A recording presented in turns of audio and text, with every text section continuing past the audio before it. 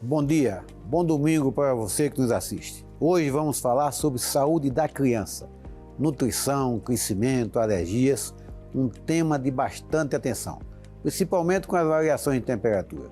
Sabemos que essas mudanças podem afetar diretamente nossas crianças e causar problemas de infecções respiratórias. Nós convidamos hoje a doutora Luciana Monte para nos falar um pouco sobre esse tema. Fique conosco que já voltamos. Cuidar da saúde das crianças é super importante. Dentro desse cuidado, a alimentação, o crescimento e lidar com alergias são essenciais para o desenvolvimento físico e emocional das nossas crianças. Estamos aqui com a doutora Luciana Monte, que é médica com conhecimento e experiência nesse assunto. Ela é especialista em saúde infantil, com formação sólida como médica pneumopediatra pelo Instituto da Criança. Além disso, possui mestrado pelo mesmo instituto, demonstrando seu compromisso com o avanço do conhecimento na área da pediatria. Doutora Luciana, obrigado por participar aqui do nosso programa. Muito obrigada, doutor Gutenberg. É uma honra para mim estar aqui. Muito obrigada pelo convite, à equipe do programa Meu Doutor. É importantíssimo trazer informação verdadeira para a população, né? Especialmente em tempos que a gente vê muitas fake news. Então, realmente é muito importante esse programa. Parabéns e muito obrigada. Perfeito. E essa sua frase de informações verdadeiras é fundamental para quem está nos assistindo. E nessa época de doenças respiratórias, a gente fala muito de sazonalidade, né? Doenças sazonais e tal. Eu tenho certeza que quem está nos assistindo não sabe o que é isso. Então, doutora Luciana, explique aqui para a gente o que são doenças sazonais, o que é sazonalidade na pediatria, por exemplo, que se fala muito agora nessa época. Sazonalidade é o termo que a gente usa nessa época do ano em que as doenças respiratórias são mais frequentes. Então, os vírus circulam muito mais nessa época, né? Os vírus respiratórios. Então, no hemisfério sul, é justamente nessa época de outono e inverno, entre março e junho, que tem mais doenças sazonais, respiratórias especialmente. Então, é esse período que nós chamamos de sazonalidade. Pois é. Como a doença sazonal ela ocorre no mesmo período todo ano, tem como evitar que as crianças sofram menos, né? Tem como evitar. Existem, já que são doenças, muitas delas virais, né? Então a gente consegue fazer medidas de prevenção. Então, geralmente nessa época, um pouco antes, os vírus começam a circular e aí nós conseguimos evitar que muitas pessoas se infectem por esses vírus, justamente com algumas medidas preventivas, né? Perfeito. E quando essas medidas são eficazes, não acontece o que está acontecendo hoje. Chega nos hospitais privados, mesmo tendo plano de saúde, tem dificuldade de atendimento. Quando a gente vai para a rede pública, é uma calamidade. Não tem pediatra, não tem vaga e tal. E a gente sabe que isso vai acontecer o ano que vem. E mesmo assim se permite que aconteça esse caos que a gente acompanha todo ano. Como é que a sociedade de pediatria encara isso? A gente vê isso com muita preocupação, né? É uma sobrecarga tanto para os pediatras, para os profissionais de saúde, né, nas emergências, para os postos de saúde também, com muita demanda, muita gente procurando serviço, especialmente as crianças, os bebês.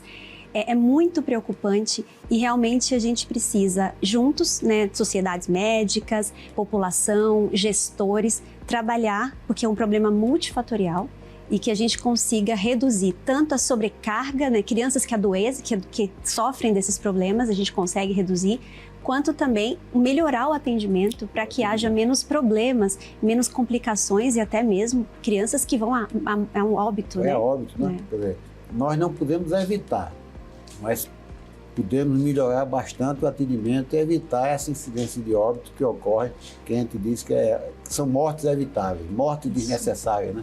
Fora o burnout, nessa fase da vida, né? E o burnout da equipe de saúde nessa época do ano, né? Então nós temos que trabalhar em conjunto. Pediatras sobrecarregados, com síndrome do burnout, com estresse, ansiedade e tal. Com essas mudanças de temperatura nessa época, quais são as doenças respiratórias mais comuns?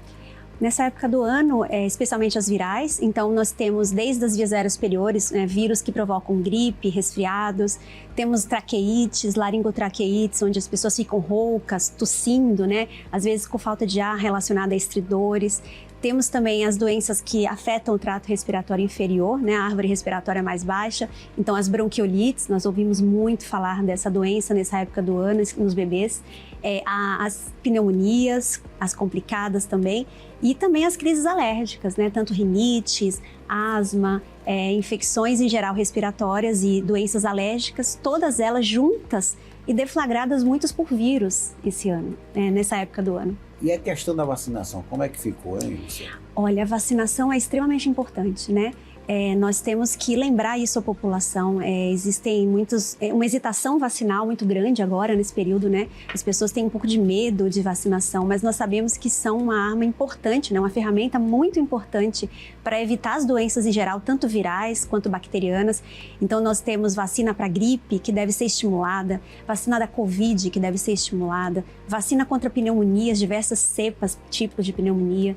Então, assim, é muito importante. Atualmente, estamos começando a ter vacina para vírus sincicial respiratório, que é um vírus também muito falado nessa época do ano, que circula muito entre todos nós esse ano, essa época. Então, assim, existem vacinas para idosos, que foram recentemente aprovadas contra o vírus sincicial respiratório, e vacinas para gestantes, para proteger os bebês.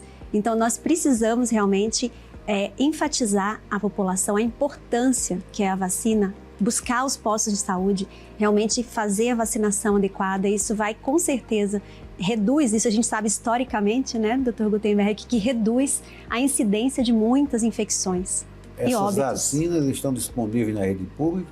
Estão disponíveis na rede pública. O nosso programa de vacinação é um programa extremamente completo. Claro que existem algumas diferenças, às vezes uma vacina para pneumonia que pega mais cepas na rede privada. Mas assim, a rede pública tem um programa muito bom, realmente, que vale a pena buscar esses atendimentos com toda certeza. Então fica aí a dica, vacine suas crianças, a vacina faz a diferença, evita o adoecimento, evita o óbito, né? Então é importante procurar a rede pública para fazer a vacinação. E quem tem plano de saúde, o plano de saúde também cobre. Alguns deles, né, sim, precisa ver individualmente, mas eu diria que a rede pública tem feito um trabalho muito bom nesse sentido. Bom, né? E nós temos aí a esperança de ter a vacina contra o vírus sincicial, né? Sim, é extremamente importante, né? No momento, o vírus sincicial é aquele vírus que ele é principal causador da bronquiolite, né? Então, assim, a bronquiolite eu acho que vale a pena a gente enfatizar, porque é uma doença que preocupa muito os pais nessa época do ano e que afeta muito os nossos bebês, que enche o pronto-socorro, né? Perfeito. A bronquiolite, todo mundo fala, tá com bronquiolite. É bom você ter tocado nesse assunto. O que é bronquiolite, o que causa bronquiolite, né? Podemos falar aí primeiro da bronquiolite, em seguida eu converso um pouco sobre a vacina, né, que o senhor perguntou. Então, assim, a bronquiolite é uma doença, é uma síndrome, né, que é uma doença que afeta os bronquíolos, principalmente, né, a árvore respiratória como um todo, mas especialmente os bronquíolos. Os bronquíolos são aqueles caninhos que levam o ar para o pulmão, né, quando a pessoa respira. Então, eles ficam aqui no pulmão. E quando esses bronquíolos estão inflamados, no caso uma doença viral provocada por vírus, especialmente o VSR, como a gente comentou, esses bronquíolos inflamados, eles provocam uma alteração respiratória nessas crianças, né? Então, a bronquiolite começa geralmente com um quadro como se fosse um quadro gripal. Então, a criança tem uma obstrução nasal, o nariz escorre, pode ter um pouco de febre, mas não é tão predominante. E aí, essa criança começa a tossir e, geralmente, entre o terceiro e o quinto dia da doença, ela começa a ter falta de ar e aquele peito com chiado, né, que as mães referem, um chiado no peito, secreção, e aí começa a ter falta de ar. Nessa hora é uma hora crítica na criança, né, porque o bebezinho pequenininho ele não consegue respirar e aí geralmente a mãe vai buscar, os pais buscam atendimento, no pronto atendimento, e aí normalmente eles estão com falta de ar, com oxigenação baixa no sangue, e pode levar, então, à internação e muito estresse relacionado a tudo isso. E quando né? a mãe tem dificuldade de atendimento, porque o pronto-socorro está cheio, o centro de saúde não tem pediatra e tal, o que é que ela pode fazer de imediato ali para aliviar os sintomas? É uma boa pergunta, né?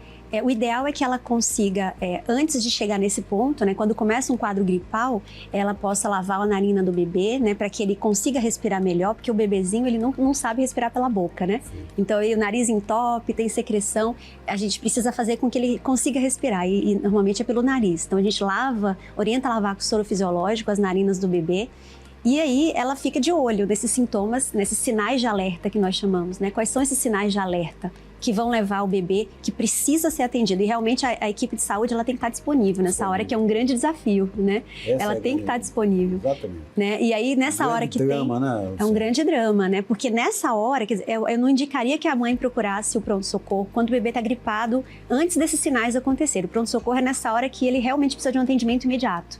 E é nessa hora que tem falta de ar, que a criança fica sem conseguir mamar, porque está com muita falta de ar, sem conseguir respirar.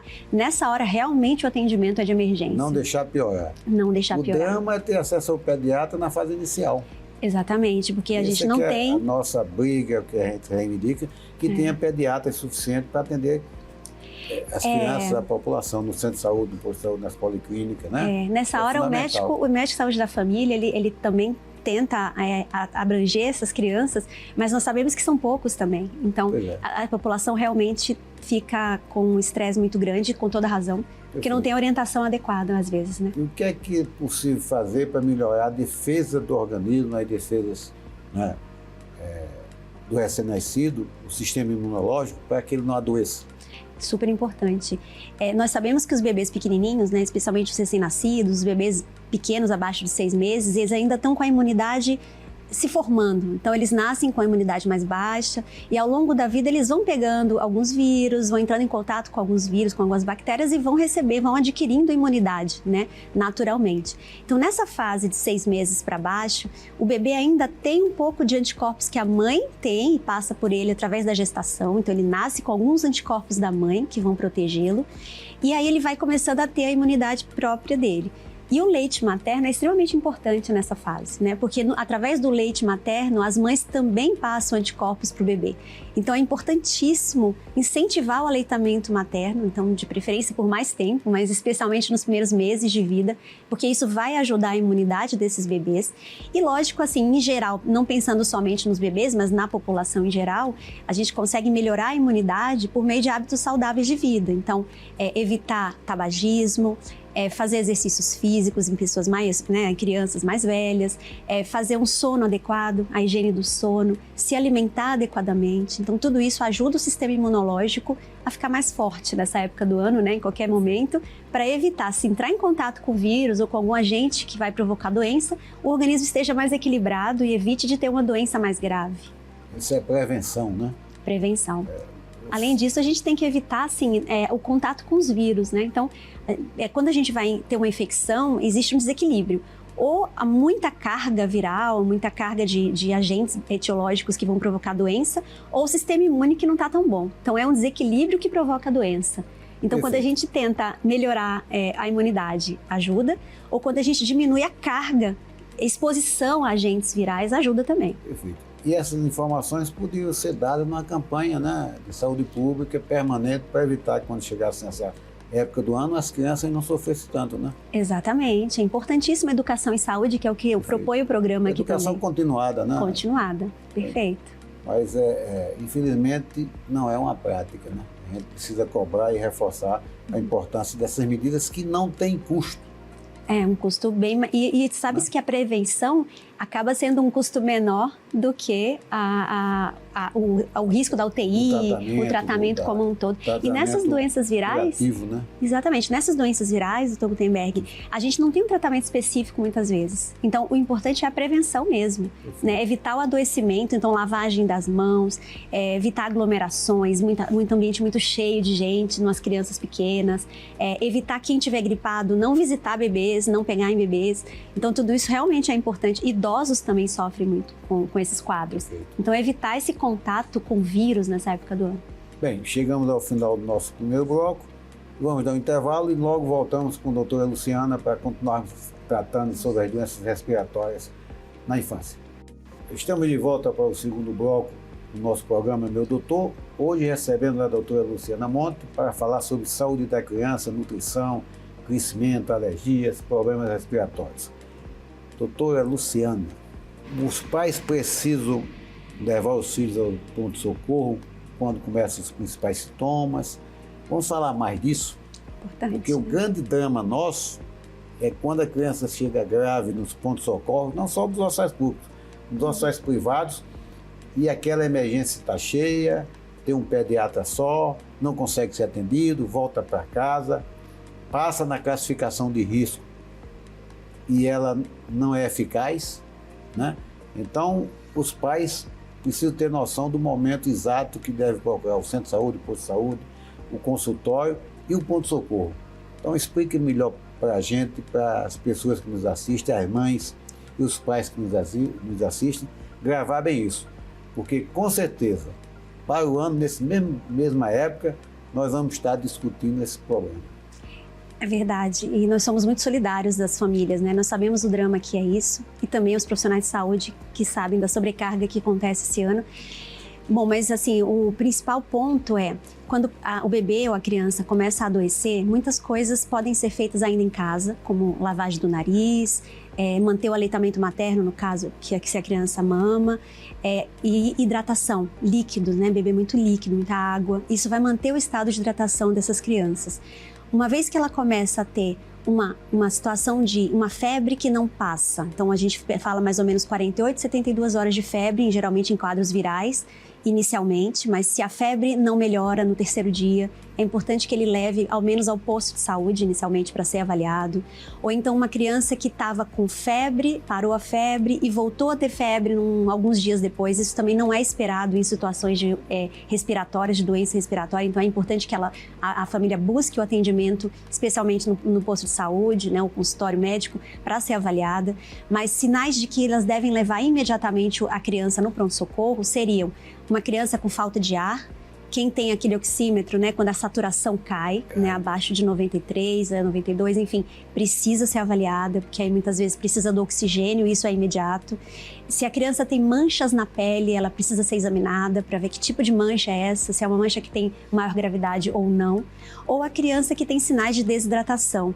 Então, algumas que não conseguem mamar, não conseguem ingerir líquidos, que ficam só prostradas, deitadas, que diminui a diurese, o xixi, né, diminui na fralda. Então, esses casos são casos que realmente merecem atendimento em pronto atendimento.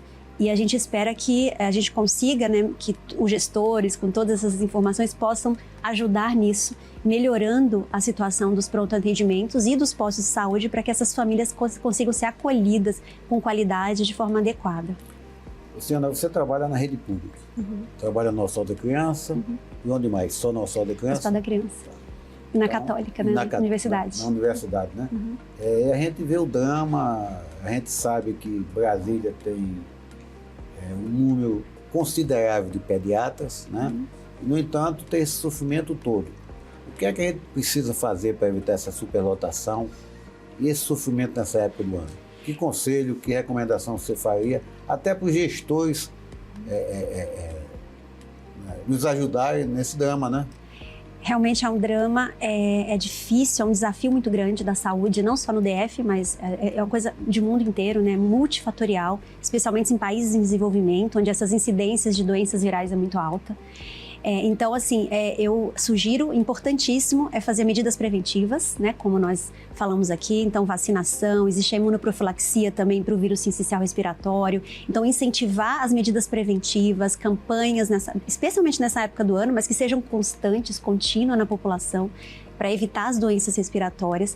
É importante também que nós, juntos com as sociedades médicas, população, gestores, sindicato, enfim, é importante que a gente consiga melhorar e contratar, por exemplo, mais profissionais para atendimento nessa época do ano, melhorar questões de trabalho, né, condições de trabalho, salário. Então, isso tudo eu acho que vai segurando mais gente nesses setores, porque do contrário é tão estressante que acaba os pediatras não tendo possibilidade de continuar nesses lugares onde o atendimento é muito precário. Os profissionais estão adoecendo no trabalho, sobrecarregados, e termina até tendo essa evasão de pediatras na rede pública, né? Nós precisamos de mais pediatras, em vez de contratarmos, nós estamos tendo pediatras pedindo demissão, né? Exatamente, é um desafio muito grande, mas precisa ser enfrentado e urgentemente. Mas aí a gente precisa do compromisso do governo, dar condições de trabalho, dar condições salariais, e a sociedade de pediatria tem feito simpósios para debater esse assunto? Sim, muitos, né? A gente faz tanto a parte técnica, que é o nosso foco, é dar capacitação técnica para os associados, para os pediatras, para os médicos, enfim, em geral. E essa capacitação é o nosso forte, assim. Nós fizemos recentemente um congresso de emergências aqui brasileiro, foi aqui na capital, no país. E o tempo todo capacitação continuada para os nossos médicos. E, ao mesmo tempo, procuramos nos associar, reunir, né, com o sindicato, com CRM, com a SES, inclusive a Secretaria, o Governo, tentando trazer soluções, porque problemas existem muitos, mas tentando trazer soluções, pedir ajuda aos associados também, que tragam soluções para que esse problema seja enfrentado, que realmente é uma coisa que acontece todo ano. A gente não pode deixar que isso aconteça de novo ano que vem. Perfeito. Infelizmente é isso. Todo ano nós temos essa questão, essa briga. E o sindicato está sempre cobrando, sempre exigindo melhores condições de trabalho, novo plano de cargos e salários, para que os pediatras se interessem em ficar na rede pública. E a gente conta com o apoio da Sociedade de Pediatria, que está sempre presente nas nossas discussões. Mas, infelizmente, as coisas não avançam, né? Uma coisa que é bastante polêmica, e que eu, como clínico, como ginecologista e como presidente do Sindicato dos Médicos, tenho percebido a ausência da pediatria na atenção primária. Eu, particularmente, tenho a impressão, e até constato isso, que foi um erro enorme tirar o pediatra do centro de saúde, do posto de saúde, da atenção primária. Não que o médico de família não consiga resolver algumas coisas, mas ninguém consegue resolver tudo. Quando se tirou as especialidades básicas da atenção primária, nós tivemos uma queda dos indicadores. O aumento da mortalidade materno-infantil, na infância, todo aquele cuidado da curva de crescimento que o pediatra fazia. Como é que a Sociedade de Pediatria, como é que você vê essa questão da retirada do pediatra, da atenção primária, do centro de saúde, dos postos de saúde? Isso é uma questão polêmica, mas nós precisamos enfrentar essas questões, porque os indicadores mostram aí, foi um desastre. Nós vemos com muita preocupação, né? O pediatra é o especialista em criança, né? Então, realmente é o profissional mais indicado para fazer acompanhamento dessa criança na unidade básica de saúde. Então, nós sabemos que a medicina de saúde da família também se prepara para o atendimento, né? Mas o pediatra, ele seria uma referência, de repente ficar como um matriciamento, uma situação de rede, em que o pediatra desse essa assistência junto com o médico de saúde da família. Então, nós gostaríamos, enquanto sociedade, né, de valorização do nosso profissional. Eu acho que é importante a população também estar junto conosco, né? Porque realmente o pediatra precisa estar presente, ele que vai identificar alguns problemas que acontecem de forma mais precoce e poder fazer a prevenção de alguns danos, alguns agravos, e acho que em conjunto com o médico de saúde da família. O que acontece muitas vezes é que não é um médico de saúde da família que atende, é alguma pessoa que foi capacitada rapidamente, não é a mesma coisa de uma pessoa que fez formação nisso, né? Então nós temos essa situação e eu acho que isso está influenciando sim nesse caos que nós estamos vivendo. Pois é, nós temos poucos médicos de saúde da família, que inclusive não estão fazendo um atendimento da saúde da família, estão até fazendo atendimento assistencial, né? Não consegue mais sair do ambulatório das policlínicas, das unidades de saúde, e com a ausência do pediatra, a coisa piorou e o resultado não é satisfatório. Nós precisamos rever isso. Bem, doutora Luciana, estamos chegando ao final do nosso programa, mas gostaríamos que você fizesse suas considerações finais. Quais as recomendações que você faria aí para a gestão, para a sociedade, para as mães que nos assistem? Acho que a principal recomendação é que para as famílias, nessa época do ano principalmente, é que evitar de levar bebês para lugares aglomerados, higiene das mãos, toda aquela etiqueta respiratória que foi muito falada durante a pandemia. Eu acho que é muito importante porque a gente precisa reduzir o adoecimento inicialmente como prevenção, além da vacinação, que a gente enfatizou muito. Existe também a imunoprofilaxia, que é um medicamento que a gente faz para alguns bebês de risco. Então, pergunte ao seu médico se o seu bebê tem indicação de receber essa imunoprofilaxia nesse momento. Então, assim, incentivar vacinação e prevenção. E, claro, acho que juntos, sociedade, familiares, sociedades médicas, gestores, realmente de reunir para a gente tentar melhorar ou pelo menos atenuar esse problema, caos de saúde pública que nós vivemos todo ano na fase de outono e inverno, que é a chamada sazonalidade. Acho que juntos a gente consegue melhorar. Perfeito. Luciana, eu gostaria que você disponibilizasse suas redes sociais, algum canal que a população possa entrar em contato com você, com a sociedade, até para tiver qualquer dúvida que você ainda possa responder, né, aí nos ajudar a informar a população. Perfeito, nós estamos à disposição. Então, nós temos o Instagram da Sociedade de Pediatria do Distrito Federal, que é SPDF_oficial. Temos as redes sociais também da Sociedade Brasileira de Pediatria, que tem programas para familiares, inclusive. Então, nós convidamos vocês a participar conosco, dar sugestões, inclusive dúvidas que vocês tenham. Nós estamos à disposição para o que vocês precisarem. Bem, chegamos ao final do nosso programa. Obrigado, doutora Luciana. E o programa Meu Doutor é exibido todos os domingos na TV Brasília, a partir das 10h30 da manhã, sempre falando de saúde com informações seguras para você. No YouTube, em nosso canal Meu Doutor BSB, você pode assistir outros episódios do nosso programa. Lá falamos sobre Alzheimer, saúde bucal, doenças respiratórias, sazonais, entre outros temas. Para entrar em contato conosco, visite nosso perfil no Instagram, @meudoutorbsb. Lá você pode enviar suas dúvidas sobre qualquer assunto, sugestões de tema para o nosso programa. Obrigado pela sua audiência, esperamos você no nosso próximo programa.